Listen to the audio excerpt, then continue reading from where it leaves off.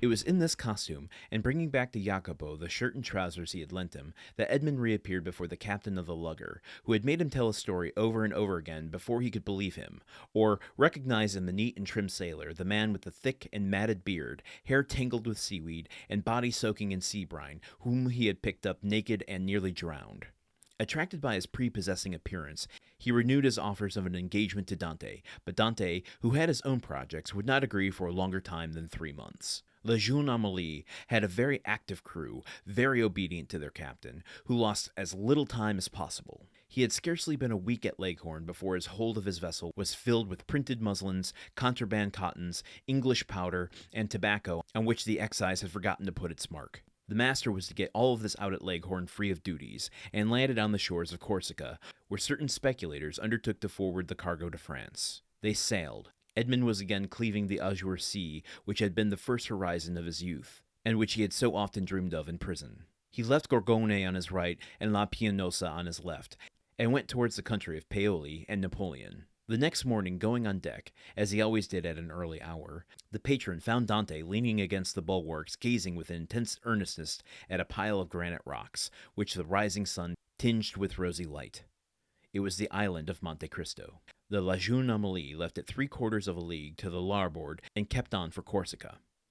Dante thought, as they passed so closely to the island whose name was so interesting to him, they had only to leap into the sea and in half an hour be at the promised land. But then, what could he do without instruments to discover his treasure, without arms to defend himself?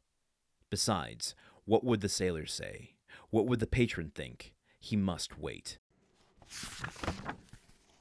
Y'all want a little personal story that doesn't really apply to today's passage, but kind of does, or at least, in a Proustian way, recalled a moment from my adolescence.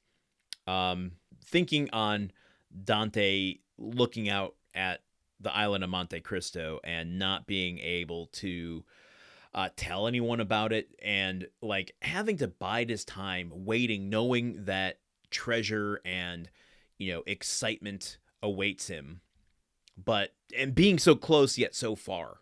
That's kind of all of that just put me in mind of this time I went camping with some family friends, my family, family friends, neighbors of the family friends, like a big camping outage. And if it's not clear, being a podcaster in a closet, doing a daily podcast, I'm not a super outdoor person. I certainly wasn't as a child. A little bit more now. I like hiking and going for walks and stuff, but as a child, not into the outdoors at all. And on this particular camping trip, on the way there, I'm an only child, so like I didn't have any other kids in the car with this experience. On the way to the camping site, we stopped and I was able to buy Final Fantasy III for Super Nintendo.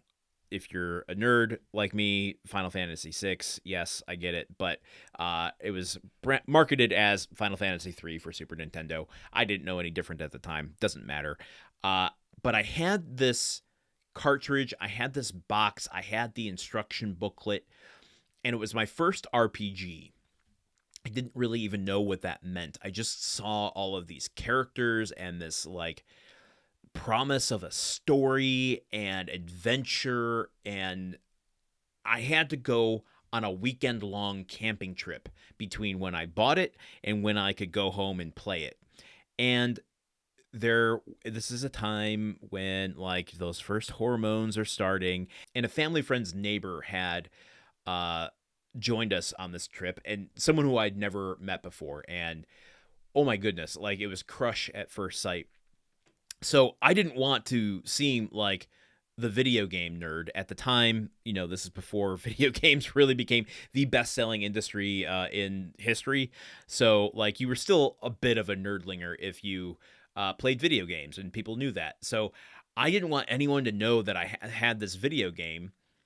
And yet it was in the car the entire time, and it's the only thing my brain went to as I was being forced to do these activities that I didn't want to do. I'm like, can I just go and play Final Fantasy 3 and learn what there's an airship? What is that all about? Where do you go to from one place to another? Like, I was used to like platformers and stuff, at Metroid being maybe the most like expansive type of adventure story at that time. So like having a whole world waiting for me, so close yet so far.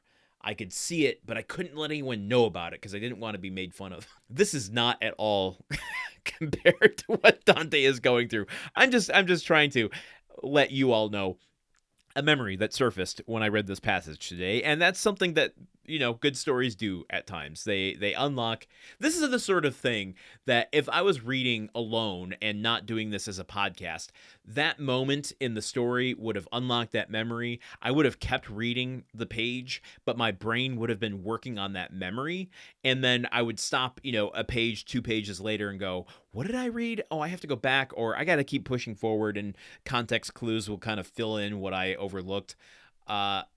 So I don't know. I just felt like that was kind of appropriate to share, of like, that's typically my experience reading is I get distracted by my own thoughts, spurred on by what's in the story. I don't think there's anything else specifically I want to call out here. Dante is just continuing on his voyage with La Jeune Amélie, and says that he'll be with them for 3 months. That's all that he wants to commit to, in order to gather, I guess, the supplies and armaments that he needs to defend himself. I guess to some degree you probably want to, like, once you have a treasure of $14 million, protect yourself from people who might want to take it from you. So fresh out of prison, I guess he has to work in order to earn the money to buy the things he needs to go and hit the island ready to